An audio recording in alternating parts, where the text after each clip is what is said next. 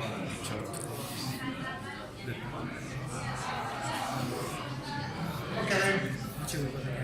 so let's start. So the idea is, as I mentioned,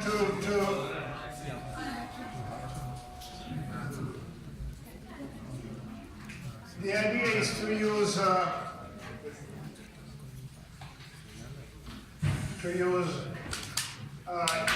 the constant Unicode to map Windows API objects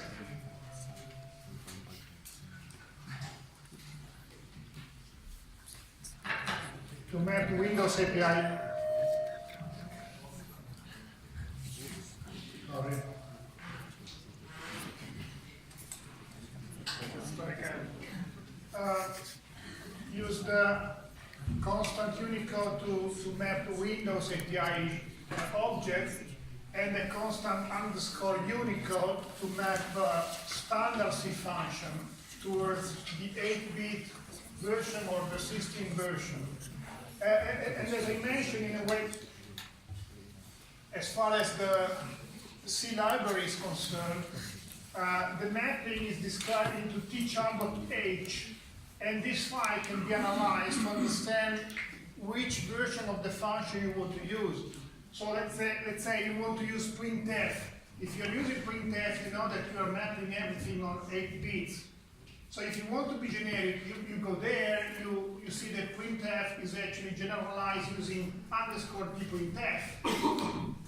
And moving from here to there, you see that underscore tprintf is mapped on wprintf, you're mapping on 16 bits. So this file can be used to understand whether you want to use this version, or this version, okay? And as I mentioned, you need to define this constant underscore Unicode and Unicode as well on top of your program. I try to move a little bit aside because I have to show you a demo, and it's not good if I'm just in the middle of the screen. And so you have to define everything on top, and you have to define everything on top even to specify how your main header is mapped, or you have to decide how to specify your main header. What do I mean? I mean that usually in C and C code, you define your main header in this way. Integer main, integer argc, char star argv, that is the array of pointers to strings, the number of those pointers, and the main returning an integer. This is for 8-bit encoding. If you want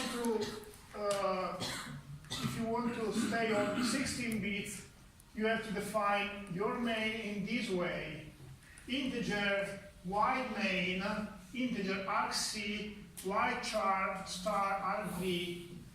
This is for Unicode encoding on 16 bits. And if you want to be generic, again you can use this form, which is mapped onto this, either onto this or to that, depending on whether you are encoding on 8-bit or on 16-bit. And you have integer underscore tmain, integer argc, lock pointer to string rv. And again, you see that the star is appearing there. Because in Windows API, the pointer is explicitly included into the type, which is a long pointer to string, which is a char star or white char star.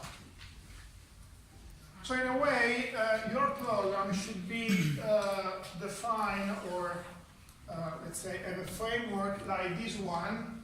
On top, you define Unicode and underscore Unicode. Then you include your, I skip that for now, you include your windows.h, you include .tchar.h, and eventually other library, and then you define your tmain in this way. If you fail in doing that, already reading the parameters on the command line may be a nightmare, okay? I passed, let's say, 20% of the first laboratory to understand with many of your predecessors how to actually read the parameters on the command line in a proper way. So if you are receiving a file name, the file name is the real file name, not something else, if you have an output file name, the output file name is correct, and so on and so forth. Very often, one more problem arises, which is, as we have seen, we have several versions of all possible functions, and actually, this is one of the problems. Several Visual Studio's versions have different, let's say, discrepancies in the way functions are used in the file. So very often, if you are using a function, Visual Studio complains about the fact that the function is not the right one. And it forces you, or it suggests you to use another function. And then if you use that other function, again, Visual Studio complains and suggests you to use another one. So very often you start going in a way of, you start looping in the sense that you move from a function to another function and then from the function to another one, and at the end of the day you are back to the original function, you don't know which one you have to use. So to stop, to make Visual Studio stop complaining about all those different versions that should be deprecable or not, sometimes it's better, actually, always is better to define this constant, GRT secure no warning, that avoid Visual Studio complain about the fact that you are not using the perfect version of the function.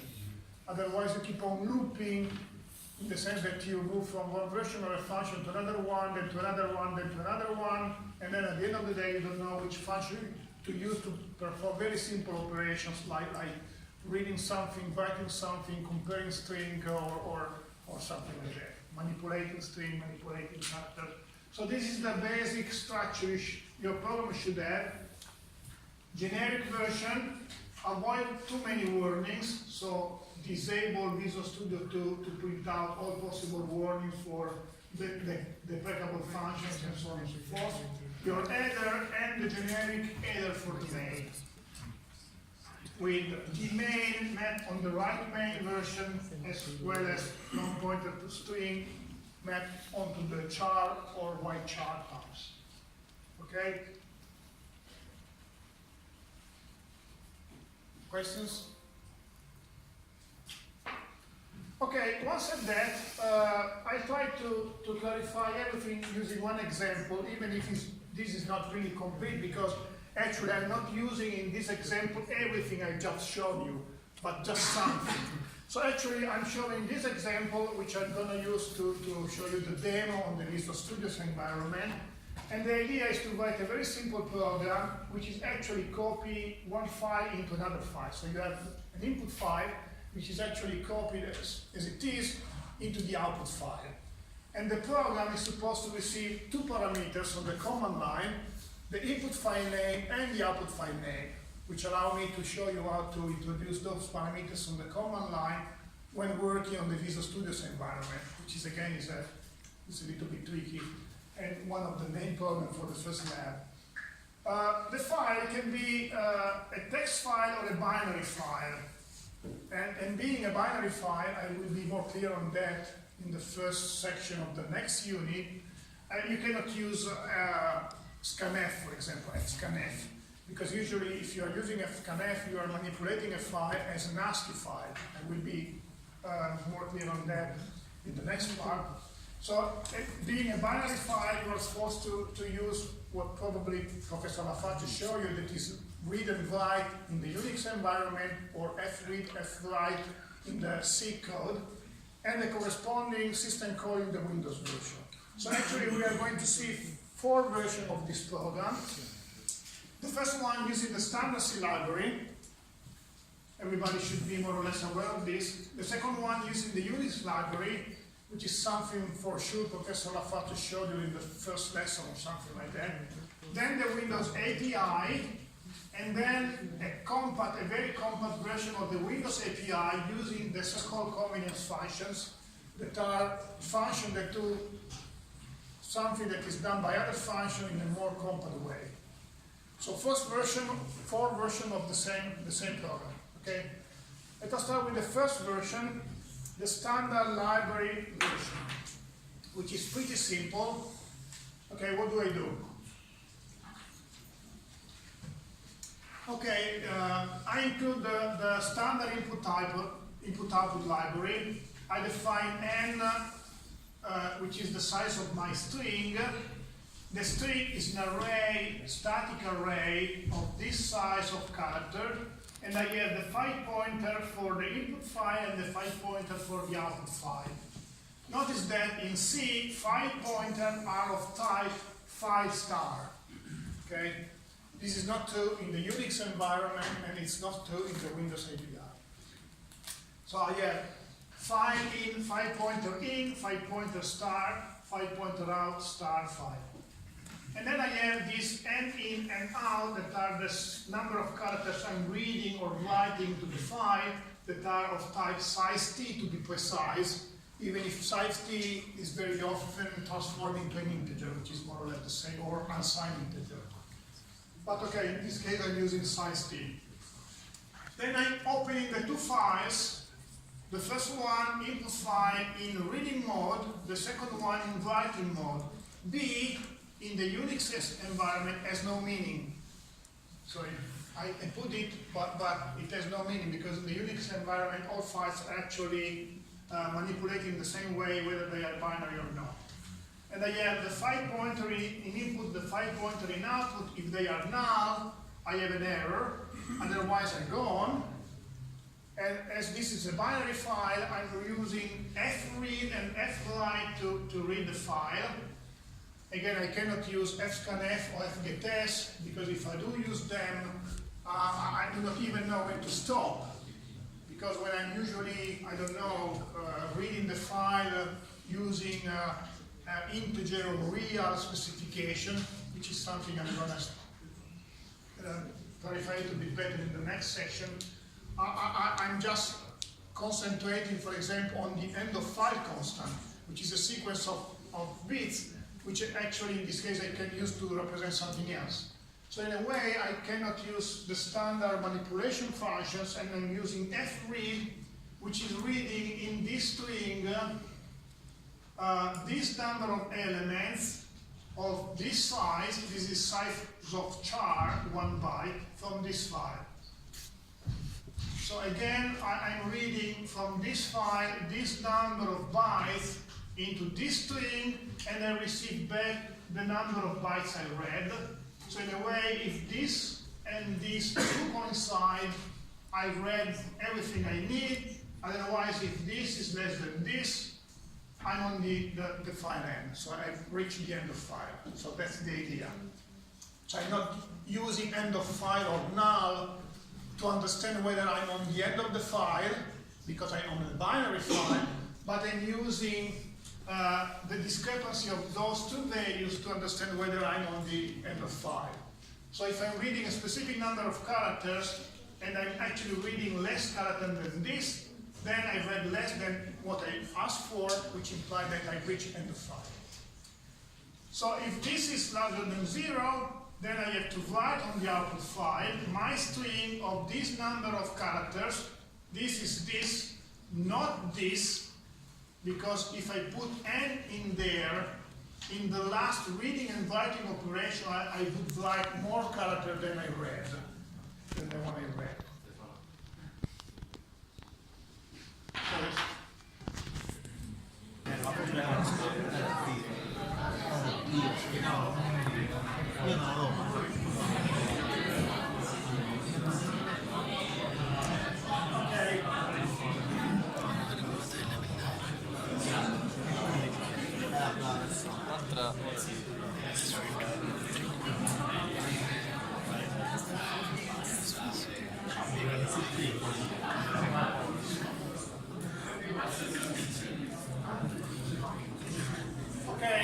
So I'm reading the file and writing the file. I have an error if the number of bytes I read is not equal to the number of bytes I've written. I wrote. So in a way, I put out a message. Once I ended with this cycle, I close the input file, I close the output file, and that's done. Okay, if I have to rewrite this into the Unix system, obviously you have a few differences.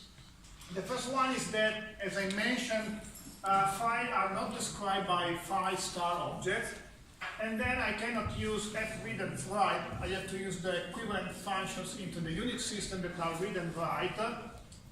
So in a way, I define some different header files, and my file pointer is a file descriptor, which is an integer value, and again, for the output file, I have a file descriptor, which is an integer value.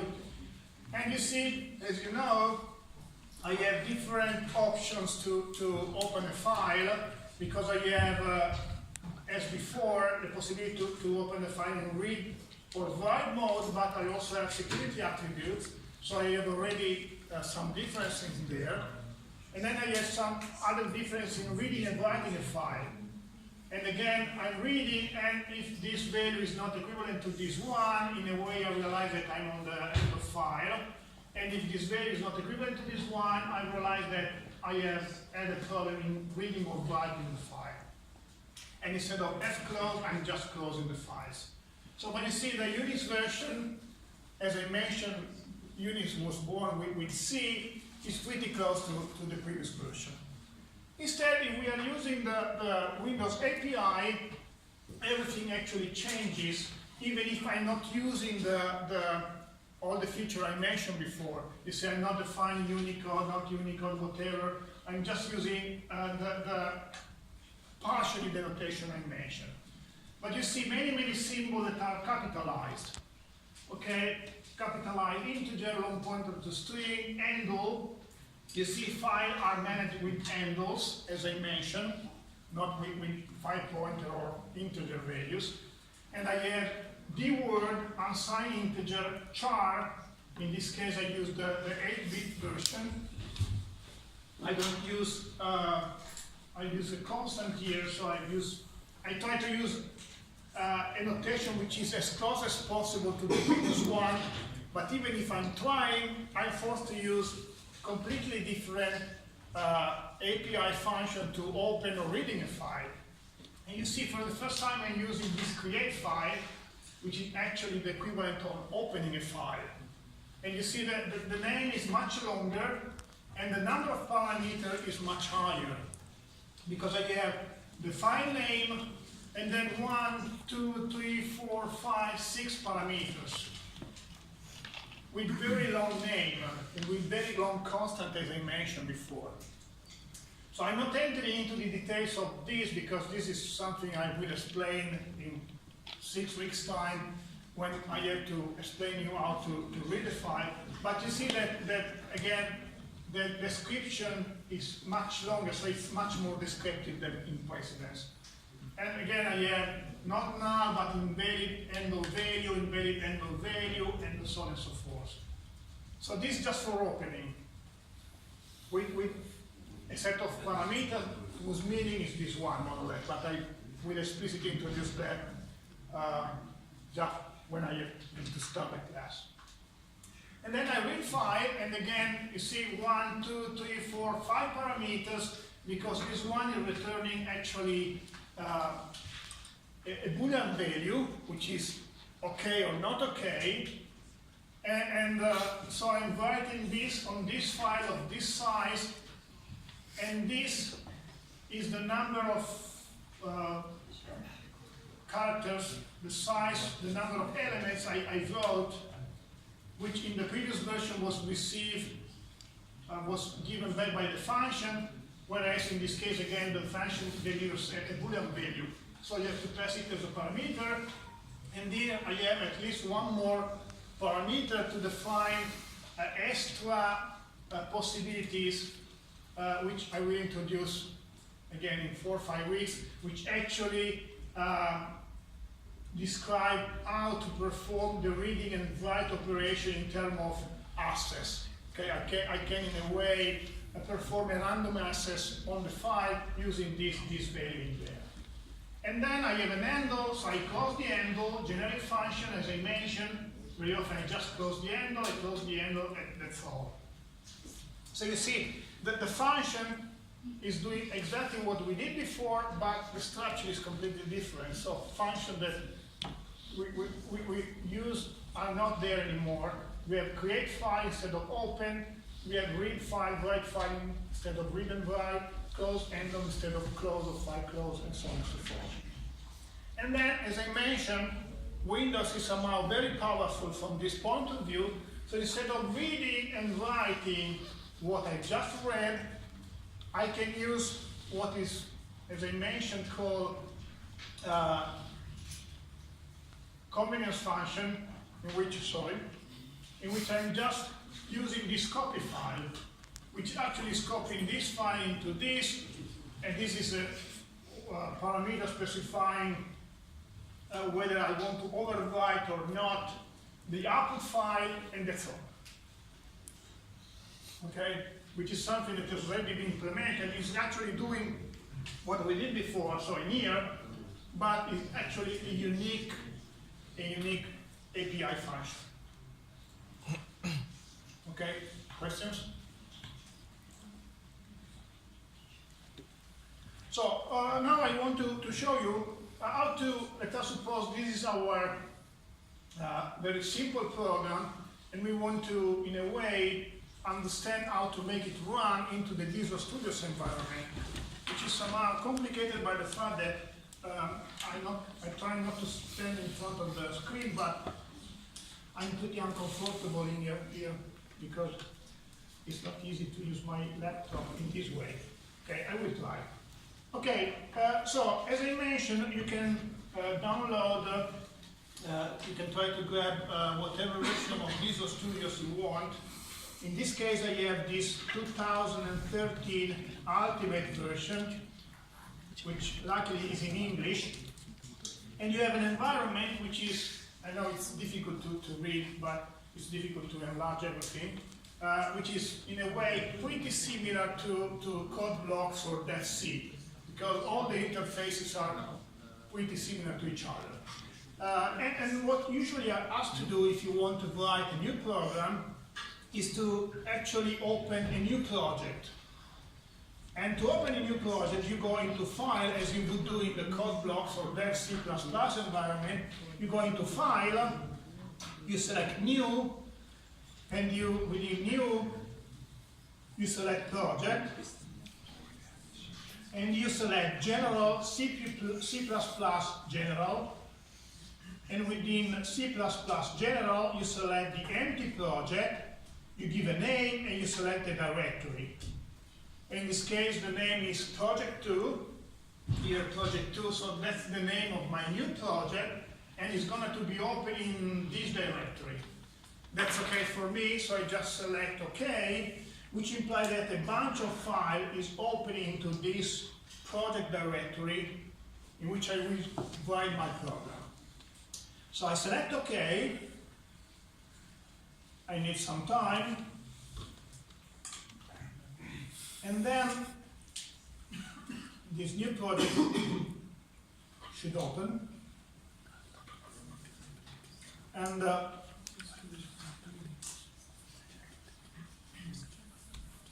if I don't see anything, I can go here into View. And into View, I have a bunch of possibilities to view, among which I selected the Solution Explorer windows. I have many possible windows. And the Solution Explorer windows is this windows in which I see the status of my project. And among the different possibilities, the different subdirectories, I have the source files in there. Obviously now I have no source files, so if I go into their source files, I have nothing. So now I can right-click on the mouse, and I can add a new item or an existing item. So I went there on the source file, I right-click on the button, I add, for example, a new item. And if I add a new item, it usually asks whether this is a C file or a header file. And if I do add a C file, I can select the name, and I can add the file, and now I have the file, which is, you can see there, an empty file. And now I can go into the empty file and write my file. Obviously, in this case, I don't want to write everything from scratch. I can cut and paste my file, but I can do something else, which is adding an existing file. So actually I go there again, I right click, and I delete, remove my file, I remove, then I go there and I do this operation again, so I right click, I add, and in this case I add an existing item, which implies that I can now select the file I want to add. So if I have already files written by somebody else or partially written or something belonging to another project, I can add all those files. And essentially I add to this project my CPP file, which is in there, which is exactly the file I showed you before, with some difference, which I commented to show you something, okay? Now I have my file, and I have my project, and you see into my project I have my file, and I can now go and compile my project in here. I can build. And if I build, I should have something like, that's okay, one succeeded, 0 failed, 0 up to date, 0 skip, and so on and so forth. So now I compile my file. Okay, what do I have to do to actually run it? Okay, in this case, my file does receive two parameters on the command line that are the input file name and the output file name. Okay, I have to go into project,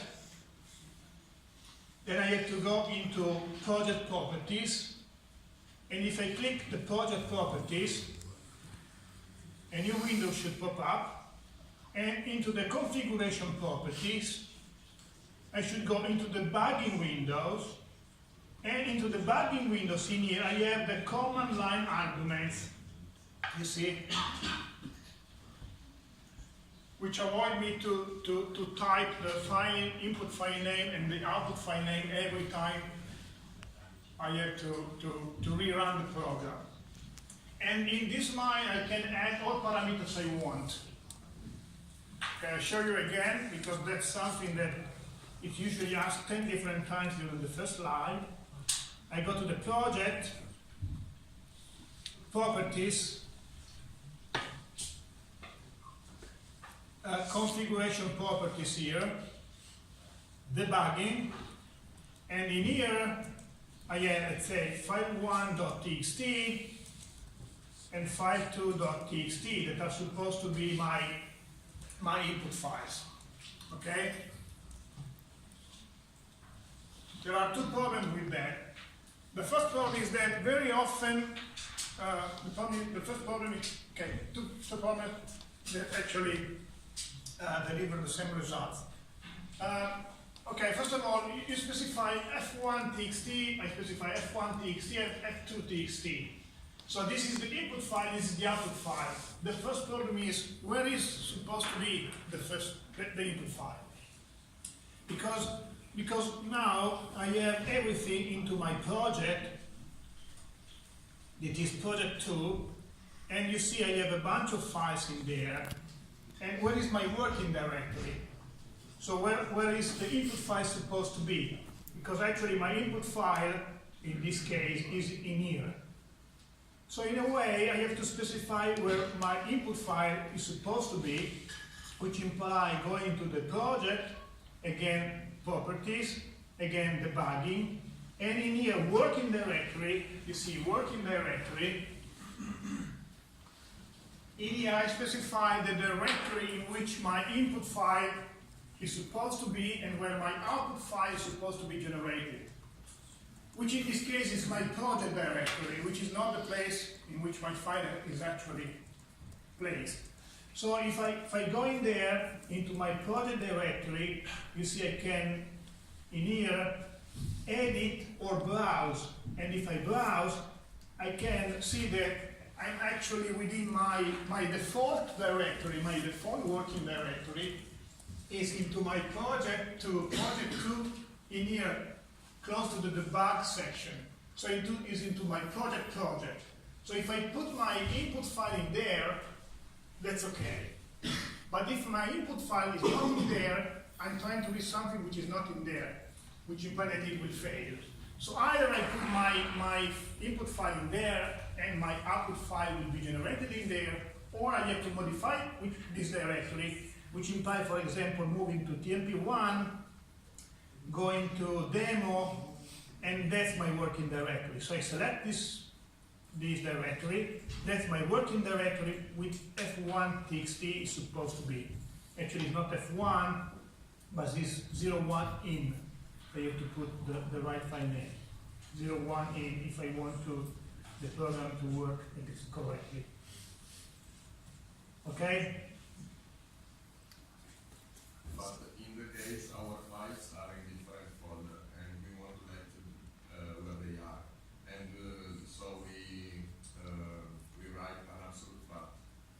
Is it possible we have to deactivate the working there? Yeah, you can also insert an absolute path in here, but it's actually a little bit more complex because you have to put the entire path starting from the root. And is able to detect that this is a path that you need to look from the working there. You should be able to detect whether it's a complete path or just a file name. But it's usually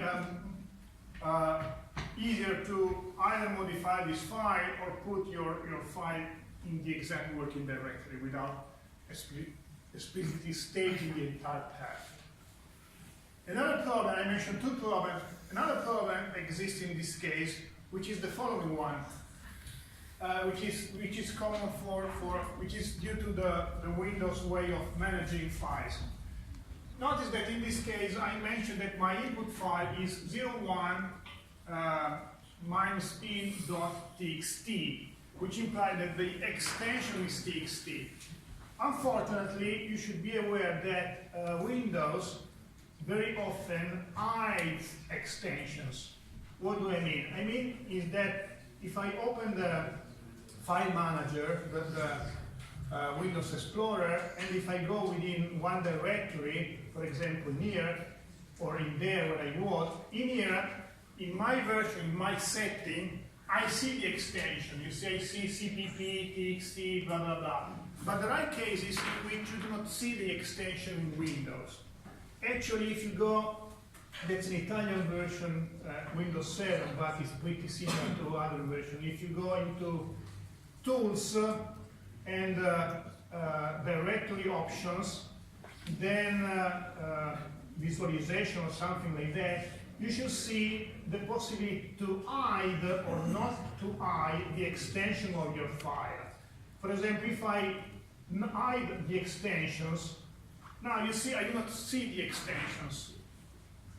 Files are as before, but you do not see the extension anymore. Why do I mention that? Because another very common error during the first lab is the following one. You put in your file name .txt, you have .txt in there, but you don't see it. So you go on to the file name, you add txt. Then you end up with the file with two extensions, .txt, .txt. The first one is not seen, the second one is seen. But the file is not the right one, because you are just looking for a single extension. So in a way, if I'm going here, and I do modify my file name .txt, now you see I see the extensions. I see my extension. But actually I have two of them. And that's another very common error in the lab, at the lab. That's why I'm mentioning it, because I'm passing my time to say stuff like that. Okay? So please remind that, first of all, you have to specify the working directory in a proper way. Second things, you have to specify the extension in a proper way. Third things, that it's pretty important, every time you open a file, please check for correctness. You see, like I've done in here. I'm creating a file, then I'm checking for invalid handle. That's because in 60% of the cases, your program do not even start. You start debugging it, you go on debugging it for half an hour without even understanding that the input file wasn't even read. Questions? Okay, now I have everything in place, and I can build a program, build solution, and again, I had 0 fail, 1 up to date, so I didn't modify anything. But I want to show you something. In this case, again, you see a standard main header, which I can in a way modify into something like that, in which I have use instead of small integer capitalized int, which should work anyway. So in this case, here I have a minor modification, and if I do build, again I have once succeeded. But for example, if I'm using the strategy number 3 in here, in which I have my underscore t main instead of main, now I'm getting into trouble. So if I do compile, I have fatal errors in here. And the reason for that is that if I go up, I have to include the char, which was not included. So now if I include the char and I compile again, that should be okay again. So you see, small error, small variation can imply errors, obviously, and everything obviously has a meaning. So in this case, t char map my t main into the proper main. And I can do other mistakes. For example, I can use underscore fprintf in here. So I'm using both printf and both underscore printf. And in this case, everything should be okay. So if I'm saving and building, everything should be okay. It should compile. But instead, if I'm using, so okay, again, this will be okay. I'm using a long string, and if I'm compiling, everything should be okay. But for example, if I'm using the underscore t, which is not mapped in this case, is not specified because I didn't put Unicode on top, now again I have a problem. So those are problems you may receive the first time you try to compile without everything you need. So in this case, again, I have a problem, and the problem is that this symbol is not defined, so you should define Unicode and underscore Unicode on top. Okay? Questions? Sure? Okay, some more comments. As I mentioned, you have a bunch of windows. Obviously, you can close all of them or almost all of them, and then you can reopen them using the view command. But what I want to mention a little bit more is how to debug a program, and mainly how to debug a multi-threaded program. Even we obviously do not know how to run a thread into the Windows API. Okay, but let us suppose I'm erasing this. Okay, by the way, one comment. Okay, now I can close it. I can close my Visual Studios. And you see, I have in my TMP1 my project 2 directory. And if I go in there, I should have a file, could be this one, that is .sml. And if I double click on it, I open the entire project without running Visual Studios, opening the file. I can just open the project. So I just open the project and everything opens. Now let us suppose I'm erasing this file again, so I right click, remove it, and for once I'm adding as existing file, I'm adding as existing file a file I have that actually includes running more than one thread, just to show you something that is out of the bundle, which is this one. Okay, a very quick, brief look at the program. What do I do in this? Obviously, no one has introduced how to run a thread into the Windows API, but it's not that complex in this case because, okay, I define a bunch of arrays in a dynamic way, then I'm actually creating a thread using create thread, which is the equivalent of begin thread, if you like, or the one you saw with Professor Laface. I'm creating a thread using this thread function, and each thread function, in this case, is just reading something from input. This is the thread function at the end here. Thread function is just reading something from input, is waiting for a number of seconds that is proportional to the number I just read, and it loops till I introduce 0. So all threads do nothing but reading, waiting, and reading again, just to clarify something. And at the end of the day, my program, once it has created all these threads, waits for all of them. So it waits for multiple objects, for all threads. This is the number of threads, actually, this is the number of threads, those are the handles. And it waits for all threads. So this is what the program does. So I can try to compile it, and you should be able to compile it. It doesn't receive any parameter, so I can just erase the, if you like, the number of parameters I have there, but I can even leave them. And my point is that how can we debug programs?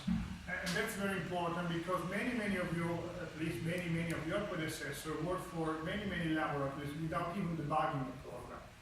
Obviously, if you don't debug a program, it's a nightmare to discover why the program is not working. Obviously, as Professor Laface has said, for sure, it's difficult to debug a multi-threaded program because everything depends on the scheduler, that is, on the order the threads run. So everything depends on the order. So it's not as simple as debugging a sequential program. But obviously, debugging is less than nothing. So it's better to debug something instead of not debugging at all. So for example, in this case, if I go in there and if I put a breakpoint in my thread function, I automatically debug everything, which is implying automatically debugging all threads. So for example, if I go there and I can see the debug menu that I can start without debugging as I did, actually I didn't do anything, but I can start without debugging or start debugging. But before start debugging, I can use toggle breakpoint, which is I go there, I use F9, and you see the red dot, which implies that I have a breakpoint in there, which implies that now I have a breakpoint in the thread functions, the thread function, which implies that all threads will stop in there. And I can see all threads running and all threads stopping there.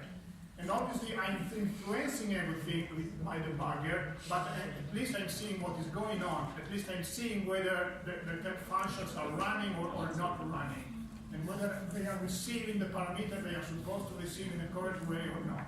So it's something better, something is better than nothing. So now I can go into the debugging window and I can start debugging.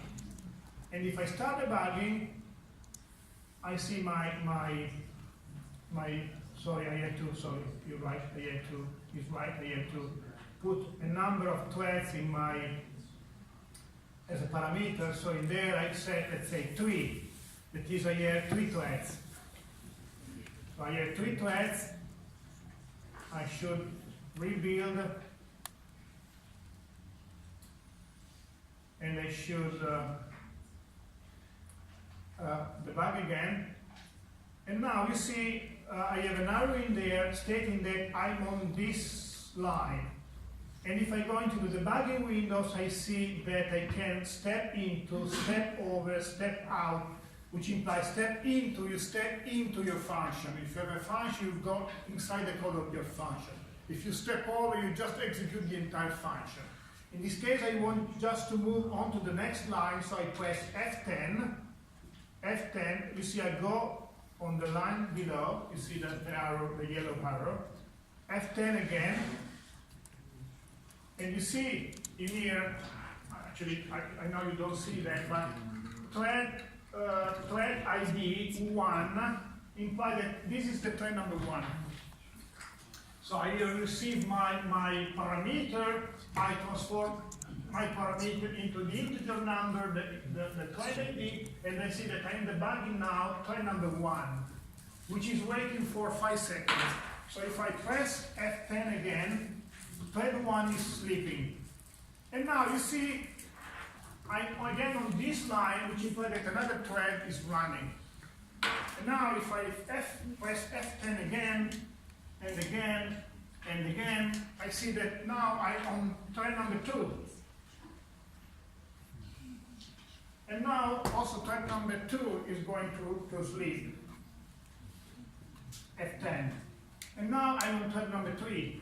So if I move on, F10, F10, thread number 3. You see? So again, every time you debug a program, a concurrent program, you heavily modify it, which implies that in a way you force or you modify the order in which threads are executed, which implies that you may not expose errors that were present before, or you may even expose errors that were not present before. But at least you can play with the program. Maybe you can explicitly stop some thread. If you want to debug some other specific thread, you can put some thread to sleep to debug some specific thread. You can start by debugging the program with just one thread, then move into 2 threads to concentrate on something very, very specific.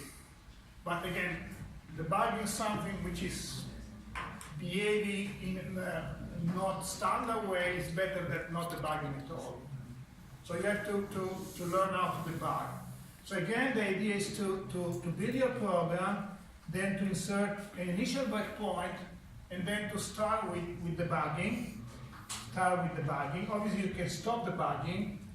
And by the way, you should see here at the bottom, and obviously you can close it and eventually go in their view and reopen it if I see it.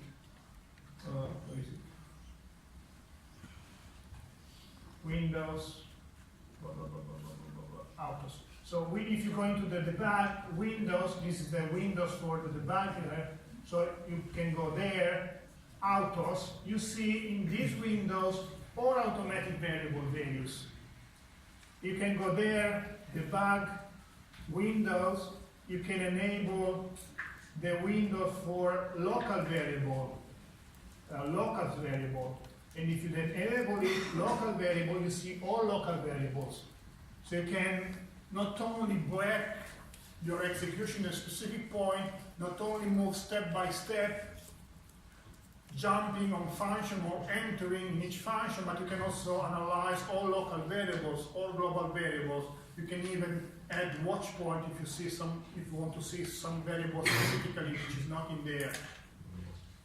So you can analyze your code in a better way than just printing stuff here and there to print out the array, to print out the variable values, and so on and so forth. Okay? Questions?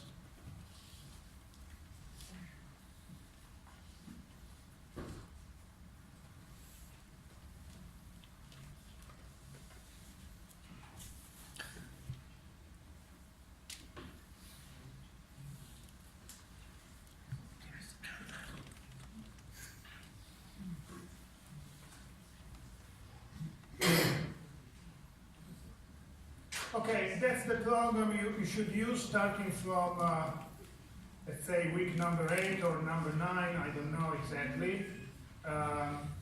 Obviously, we will see again before moving to that lab, but you can start grabbing the Visual Studio version you like from the license you should have as students, and then you can start to install it and eventually run it to check whether everything is working correctly or not.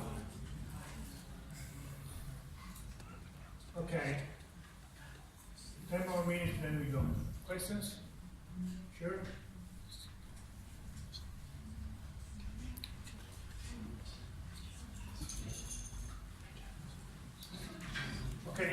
be able to finish this session today, because I've been interrupted and a little bit slower than usual, but I want to say something, then we eventually end this session next time. But the idea is to in a way, clarify something I said before without really specifying that in a complete way. So I want to say something more about how characters are encoded. We talk about that ASCII and Unicode representation, and how we can store characters or numbers in an ASCII file or in a binary file, and finally, how can we serialize a file. So actually, the message in this section is a little bit better. How can we encode characters? How can we read and write binary versus ASCII file? And what do I mean with serialization, file serialization? So those are the three concepts. I think I just clarified the first one, but let's start with the first one. That's something I've already said. That's something we can easily skip. It's not important. Okay, that's what I want to mention. Okay, every time we write some data on a computer, as I mentioned, we use an encoding system. And the standard C encoding system is the ASCII encoding system. So the ASCII was born a lot of years ago, and is the acronym for American Standard Code, which implied that it was born to encode something typically American, which is the Latin language, and not much more than that. So at the very beginning, the ASCII encoding system was on 7 bits. And on 7 bits, you can represent all values, all decimal values, ranging from 0 to 127, which imply 128 different values. So at the very beginning, in this encoding system, we could represent 128 different symbols, which actually were encoded using a table, which is something like that, in which to each sequence of bits, ranging from 0 to 71, we had the decimal value and the character which was represented. Actually, among these 128 symbols, 96 were printable and 32 were not printable, like the bell sounds or something like that. Obviously, having 128 different symbols was very, very little. You could represent very, very few symbols. So the first extension was to extend the ASCII representation into the extended ASCII representation, in which instead of 7 bits, we use 8 bits.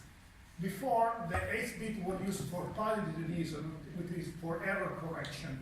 Now the 8-bit was used to represent 128 more symbols. So we could represent 256 different symbols with a table that was something like that, like the one before, but instead of having 128 different symbols, now we have 256 different symbols.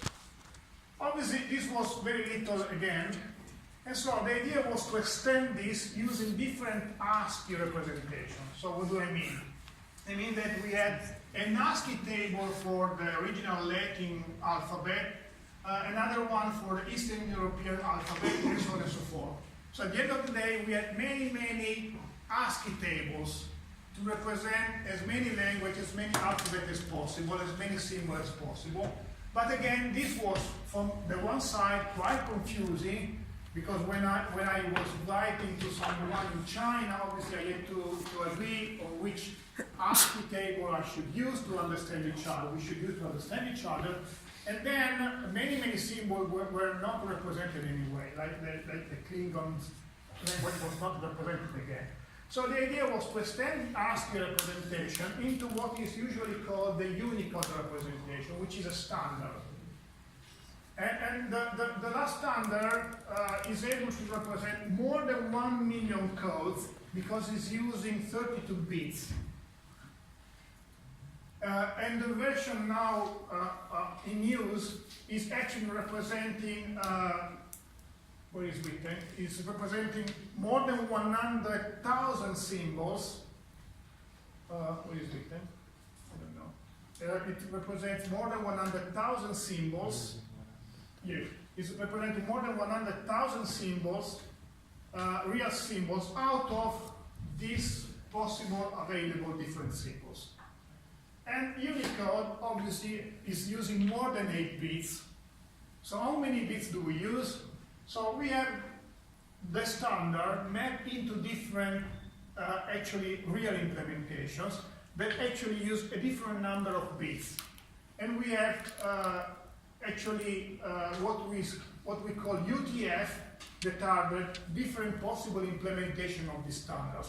And we have quite obsolete implementation like UTF-1 and UTF-7 that are obsolete version. And then we have 3 still available possible implementation that are a UTF-8 on at least 8 bits, UTF-16 or at least 16 bits, and UTF-32 that is on 32 bits.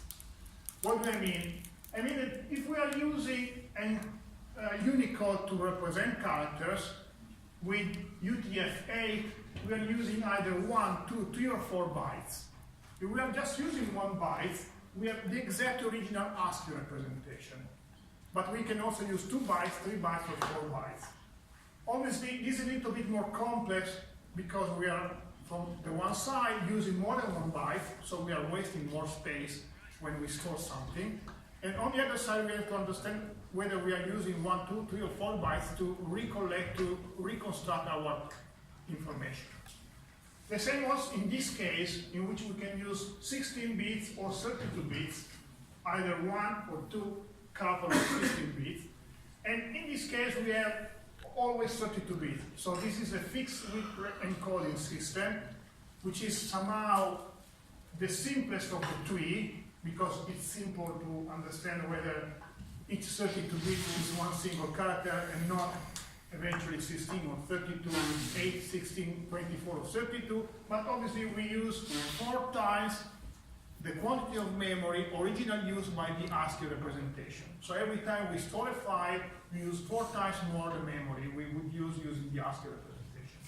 So actually, usually we use this sort of representation, which in the Windows API, in which each character is stored on 16 bits and not on 8 bits, which implies that our files are usually stored in a space that is twice the original quantity of space, the quantity of bytes. How can I show you that? Okay, before moving on, I show you that. Then we maybe can stop in your somewhere in there. For example, if I go in my original directory, which should be another,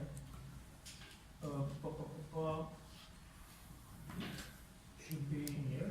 Yes, I have, you see, this file that stores a list of students, the number, the register number, first name, last name, and say suppose a mark. This is on 8 bits. If I go down one place, this one is on 16 bits. I can open it, okay? This is on 8 bits, and this is on 16 bits. And actually, if you look at them, you don't see any difference, okay? Because the WordPad is able to encode both of them in proper character before visualizing them on the screen.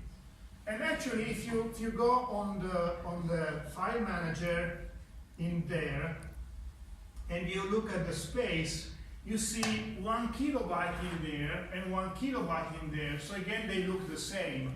But at the same time, 1 kilobyte is a large quantity, much larger than the quantity that should be required to store those 4 lines of code. Why is that? Well, because this value is the block size. Usually when you store a file into the hard disk, you store the file in multiple of block sizes, which is 1 kilobyte. But if you go into the property of the file, if you go in there and if you click and you go into the property, then you see the actual size of the file, which in this case is 106 bytes. Because you have 106 characters This is 8-bit encoding. If you go into the other one and you do the same, I close this one and go there and I look at the property. In here I see 214 bytes. It is 106 times 2 plus 2. Okay? Because each character is stored into 2 bytes, so I occupy twice the memory I occupied before, plus 2 bytes. Why is that? Well, this is simple. This is simple. I'll show you why before ending. But before going to that, you can see the difference actually among the two files if you are using an hexadecimal or binary editor. For example, I have here a binary editor that is HXD. I'm pretty sure Professor Lafarge talked to you about binary editor in the Unix system. But if I open my files, for example, this one, I see it this way. This is the text, okay? Whereas if I open it, if I open the other file, 16 bits, I see it this way. You see, I have all those dots that are the even bytes of each pair of characters. So I have 1 plus 1 byte, 0 plus 1 byte, 0 plus 1 byte, and I have a size that is twice the size I had before.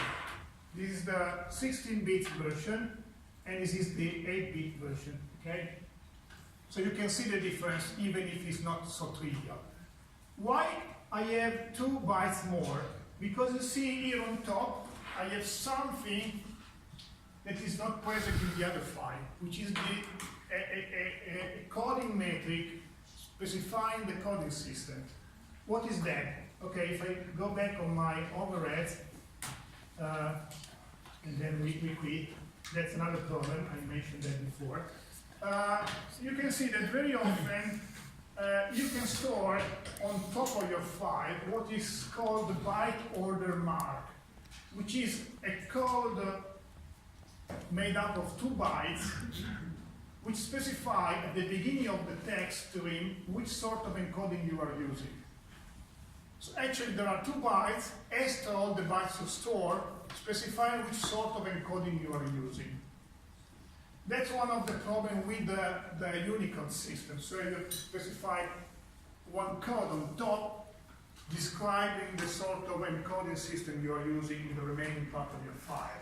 And that's a problem because not all the systems use this BOM. So in a way, this BOM is optional.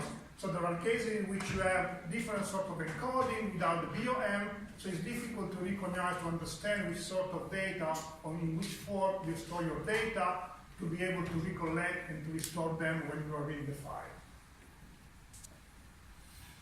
That's one of the problems you have, but it's partially corrected with this code. The other one is that no matter which sort of encoding we use, I'm not entering the detail of that, I'm just citing that. When you have more than 1 byte specifying the same character, there are different storing strategies, usually known as Indianness, which imply that you can use the Big India or Little India way of storing characters. What do I mean? For example, if you are storing this sequence of bytes, you have 1, 2, 3, actually you have 1, 2, 3, 4 bytes. This is a hexadecimal number in which each digit is on 4 bits. 4, 4, 4, 4, all of those are 4 bits. So each pair is 1 byte. In Big India, you store your first byte first. The big one comes first. In the Little India, you store your first byte last. So in a way, there are other, let's say, lower level technicalities which are not defined in your Unicode or ASCII encoding, but are there. So in a way, every time you define this, you store this either this way and this way, but this is decided by your operating system, basically, even if you don't know how it's stored exactly. So in a way, again, to summarize that, One of the problems we have is how to store characters. So instead of using ASCII, we use Unicode, and specifically use Unicode 16 on 16 bits. With this sort of encoding, we usually double the space we occupy on file. We have the bool character to specify which sort of encoding we have, and we have encoding problem like this one. Again, I'm not entering into the detail of that because this is not a class on encoding system, but I want to give you the feeling and the knowledge of understanding what is going on at the lab when we start the lab. Okay, we will have a break obviously of about 5 weeks, and we see again starting from here in 1 month or so. Okay? Okay, bye everybody. Bye.